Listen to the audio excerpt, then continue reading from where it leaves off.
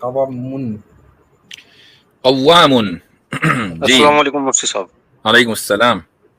مفتی صاحب ایک اسٹریم 122 میں آپ سے راہل حسین بھائی نے جونیا والی حدیث پہ اعتراض کیا تھا بخاری کی.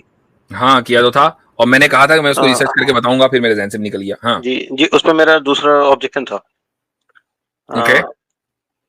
اس حدیث میں ہے کہ نبی علیہ السلام نے اپنا شفقت کا ہاتھ جونیا کے سر پہ پھیرا، ہم اور بخاری 7214 میں حضرت عائشہ کہتی ہیں کہ محمد صلی اللہ علیہ وسلم نے کبھی بھی کسی عورت کا ہاتھ نہیں چھوا. اب ہاتھوں کا تو پردہ نہیں ہے حنفی فقہ کے مطابق، ہم اور سر کا پردہ ہے ہم سورہ نور کی آیت کے مطابق. ہم تو نبی علیہ السلام نے جب ہاتھ تک نہیں چھوئے تو نبی علیہ السلام نے پردے والی چیز کیسے چھو لی، سر کیسے چھو لیا؟ تو سر چھونے کا مطلب بال چھونا ہے؟ جی، بالوں کا پردہ ہے. نہیں، سر چھونے کا مطلب بال چھونا ہے، یہ کیسے ثابت ہوا؟ یعنی اگر سر کے اوپر حجاب ہو اور سر پر شفقت کا ہاتھ رکھا جائے تو بالوں کو چھونا تو نہیں ہوا نا، سر چھونا ہوا. جی، سمجھ میں آیا؟ لیکن نہ میرا مرد کو چھونے کی بات نہیں آنے کی اس میں. پھر بھی نبی علیہ السلام نے وہ میرے کہنے کا مقصد یہ ہے کہ اگر مان لیجئے کسی بچی کے سر پر دست شفقت رکھا اور بچی کے بال بھی ڈھکے ہوئے ہیں، مان لیجئے وہ حجاب میں ہے، تو بالوں کو چھونا تو نہیں ہوا نا. جی نہیں ہوا، لیکن جونیا سے نبی علیہ السلام نے شادی کا وہ رکھا تھا نا کہ اپنے حوالے میرے حوالے کر دو اپنا آپ کو، تو بچی تو تھی نہیں پہلی بات. اور نبی علیہ السلام کی دوسری حدیث بھی ہے کہ یہ بات بہتر ہے کہ تمہارے سر میں کیل ٹھوک دی جائے اس سے کہ تم نامحرم عورت کو چھو. ہاں ٹھیک ہے، نامحرم چھونے کا مطلب ہے جو مس ہے نا، مس کہتے ہیں ڈائریکٹ چھونا، یہ مس ہے کہ اس کو اسی قرآن کی آیت ہے اولا مستم النساء، ٹھیک ہے. اس آیت کا امام شافعی رحمۃ اللہ علیہ جو اس کی تشریح کرتے ہیں وہ یہ کرتے ہیں کہ آدمی ڈائریکٹ کسی عورت کو چھوئے، یعنی اس کی کھال عورت کی کھال سے مس کرے، یہ ہے لمس، یہ ہے چھونا. امام شافعی کی تشریح ہے. اچھا، امام ابو حنیفہ اس کی تشریح دوسرے کرتے ہیں کہ وہ کہتے ہیں انٹرکورس، یہ ہے لامست، وہ ایک الگ فقہی مسئلہ ہے. پوائنٹ وہ پوائنٹ یہ ہے کہ اگر کسی عورت کے یا کسی بچی کے اس کے سر پر دست شفقت رکھا اور بچی کے بال ڈھکے ہوئے ہیں، لڑکی کے بال ڈھکے ہوئے ہیں، تو اس کو آپ یہ نہیں کہیں گے کہ مس ہوا، چونکہ مس کی ڈیفینیشن نہیں ہے. لیکن مسخ ایک اس میں بھی ہے کہ شیطان نے مسخ کر دیا ان لوگوں کو، ایسے قرآن کی آیت کا ایک ترجمہ ہے. مس کر دیا، میں مس کرنا نہیں کہہ رہا ہوں. وہاں اس آیت میں مطلب عربی کا لفظ ہے کہ شیطان نے ان لوگوں کو چھوا، یہ تو ترجمہ ہے، لیکن اس آیت میں مسخ لفظ ہے. وہ مسخ ہے، میں کہہ رہا ہوں مس میم سین، وہ میم سین خا ہے. اچھا،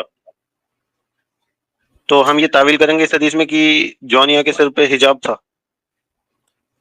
مطلب اس کے تعویل کرنے کی کوئی ضرورت اس لیے نہیں ہے کہ وہ تو ماحولی حجاب کا تھا، بغیر حجاب کے کون چلتا تھا، اس کو تعویل کرنے کی ضرورت نہیں ہے، یہ فیکٹ ہے. لیکن پھر جونیا نے نبی علیہ السلام کی توہین بھی کری تھی، انہیں بازاری آدمی بھی بولا تھا. ہاں، تو میں نے اسی کو کہا کہ یہ جو روایت جو تھی اس کے بارے میں مجھے تحقیق کرنی تھی تو میں نہیں کر پایا، میرے ذہن سے نکل گیا. تو آپ نے اچھا وہ مجھے یاد دلا دیا، انشاءاللہ میں اس کو دیکھوں گا. وہ ایک الگ مسئلہ ہے کہ توہین کی تھی، کیا کہا تھا. اصل جو آپ سوال لے کر آئے اس کا جواب ہم نے دے دیا. ٹھیک ہے، جزاک اللہ مفتی صاحب. وہی آپ ہمارے ساتھ ہیں ریاض شیخ. جی السلام علیکم مفتی صاحب. وعلیکم السلام. جی مفتی صاحب، لاسٹ اسٹریم میں آپ کا ایک سوال آپ سے پوچھا گیا تھا، تو اس پہ میرا ایک مطلب پوائنٹ ہے اور ایک میرا سوال ہے، تو اگر آپ دونوں سن لیں گے آپ اپنی کنوینس کے حساب سے جواب دے اچھا دیجیے گا. ایک منٹ، ہاں یہ جو ہے ایک آیت انہوں نے کہی ہے یتخبطہ الشیطان من المس، ہاں تو وہاں جو ہے وہ مس ہے، مسخ نہیں ہے. میں ذرا اس کا جواب دے دوں. خبطہ الشیطان،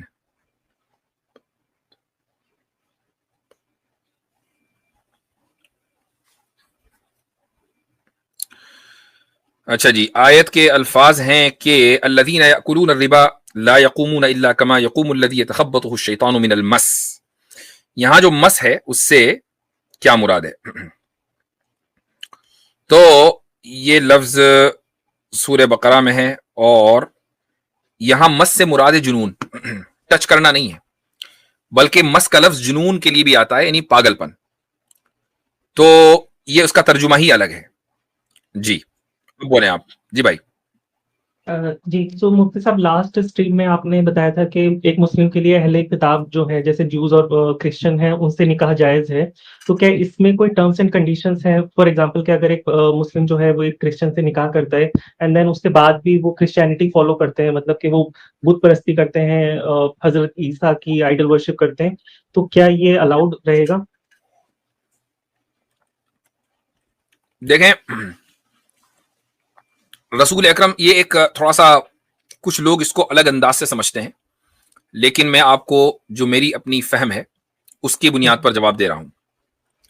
ہمیں دیکھنا یہ ہے کہ رسول اکرم صلی اللہ علیہ وسلم کے زمانے میں یا قرآن کے نازل ہونے کے زمانے میں جو کرسچنز تھے، کیا ان کا عقیدہ وہی تھا جو آج کے کرسچنز ہیں، یا ان کے عقیدے میں کوئی تبدیلی تھی؟ اس کو دیکھا جانا چاہیے۔ یا یہودیوں کے عقیدے میں آج کوئی تبدیلی ہوئی ہے یا وہی ہے جو اس زمانے میں تھا؟ مثلا عیسائیت کی جو پہچان ہے وہ تثلیث کا عقیدہ ہے، ٹرینٹی کا عقیدہ ہے، اور قرآن نے عقیدہ تثلیث کو ذکر کیا ہے کہ نہیں؟ جی جی، قرآن کہتا ہے کہ تین مت کہو، لا تقولوا ثلاثہ۔ اسی طرح عیسائیت کی بنیاد یہ ہے کہ حضرت عیسیٰ اللہ کے بیٹے ہیں، قرآن نے اس کی تردید کی ہے کہ اللہ کے بیٹے نہیں ہیں۔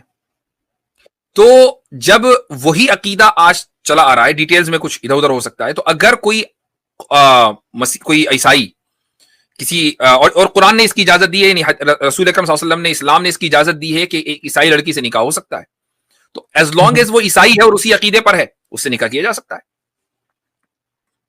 اوکے، تو جو آج کل کا عقیدہ ہے تو آج تو ایسا بالکل بھی نہیں ہے، تو اس میں پھر وہ مطلب مانا جا سکتا ہے کہ الاؤڈ نہیں ہے وہ؟ نہیں، وہ تبدیلی کہاں ہے؟ مجھے وہی تو بتائیں کہ کہاں ہے وہ تبدیلی۔ بھائی چرچز اس وقت بھی تھے، حضرت عیسیٰ کی تصویریں اس وقت بھی انہوں نے لگا رکھی تھی، کراس اس وقت بھی تھا، آج بھی ہے، یہ چیزیں نہیں ہیں۔ تو مفتی صاحب مطلب وہ پھر اختلاف نہیں ہو جائے گا اسلام میں کہ اگر وہ تو ایک طرح کا شرک ہے سیدھا سیدھا، اور اگر آپ ایک مسلم نکاح کرتا ہے، اس کی بیوی اگر وہ شرک کر رہی ہے، وہ نہیں کر رہا ہے، یہ ہم بالکل کہتے ہیں کہ عیسائی شرک کا ارتکاب کر رہے ہیں، لیکن اگر آپ عیسائی سے پوچھیں کہ کیا آپ پولیتھیسٹ ہیں، تو وہ پولیتھیسٹ نہیں مانتے، وہ اپنے آپ کو مونوتھیسٹ مانتے ہیں، وہ اپنے آپ کو موحد مانتے ہیں۔ اصل یہ نہیں ہے، اصل یہ ہے کہ ان کے پاس ایک ڈسپلن ہے، ایک کتاب ہے، وہ خدا کی طرف سے وحی کے آنے کے قائل ہیں، وہ انبیاء کو مانتے ہیں، پروفٹس اور میسنجرز کے آنے کے قائل ہیں، جو اس طرح کی چیزیں ہیں فنڈامنٹل۔ جسٹ اے سیکنڈ، یہ ذرا میں اس کی بیٹری کو ٹھیک کر دوں۔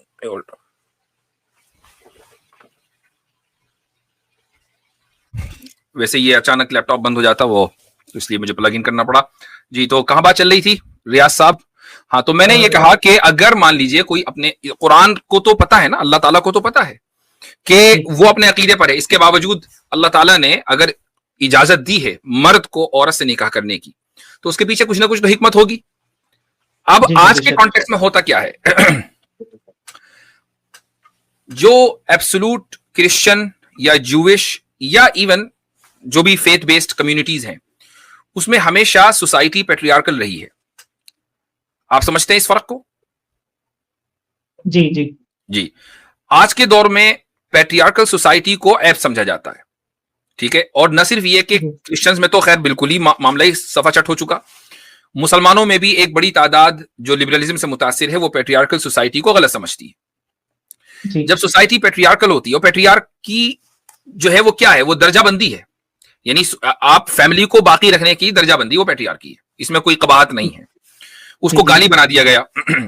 تو جب مرد کسی عورت سے نکاح کرے گا اور مرد ہی فیملی کا جو مین ڈیسیجن میکر ہے، سربراہ ہے خاندان کا، مرد ہے، وہ عورت نہیں، تو عورت اگرچہ اس کے اپنے عقائد ہوں گے، لیکن وہ اپنے خاندان کو جس سے وہ جڑی ہوئی ہے اس کو آئیڈیالوجیکلی متاثر نہیں کر پائے گی، چونکہ مرد ہی سربراہ خاندان ہے۔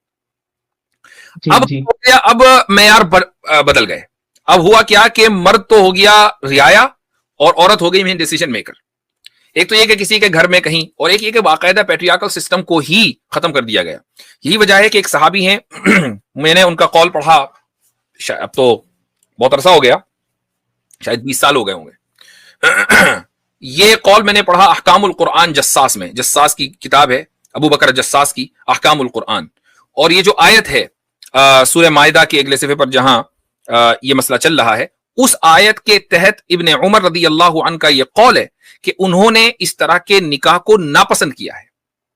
انہوں نے یہ نہیں کہا کہ یہ حرام ہے, لیکن لگتا ہے کہ انہوں نے کچھ یہ دیکھا ہو کہ بھائی کچھ خاندانوں کے اندر عورت ڈیسیجن میکر ہے, تو انہوں نے اس کو ناپسند کیا کہ بھائی ایسا نہ کرو.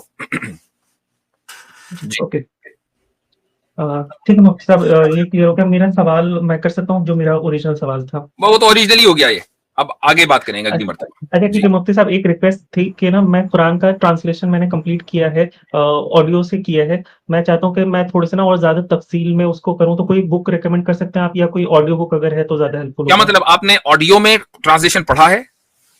سنا ہے, مطلب یوٹیوب پہ جیسے قرآن کے چینلز ہیں جہاں پہ آپ نے مکمل ترجمہ سن لیا ہے, ٹھیک ہے. ہاں جی, میں نے 3-4 بار سن لیا ہے.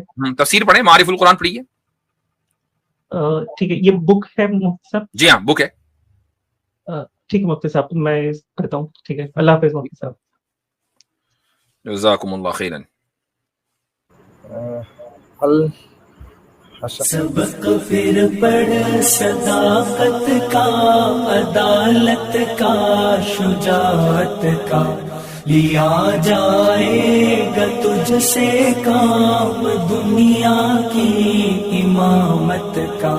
سبق پھر پڑھ صداقت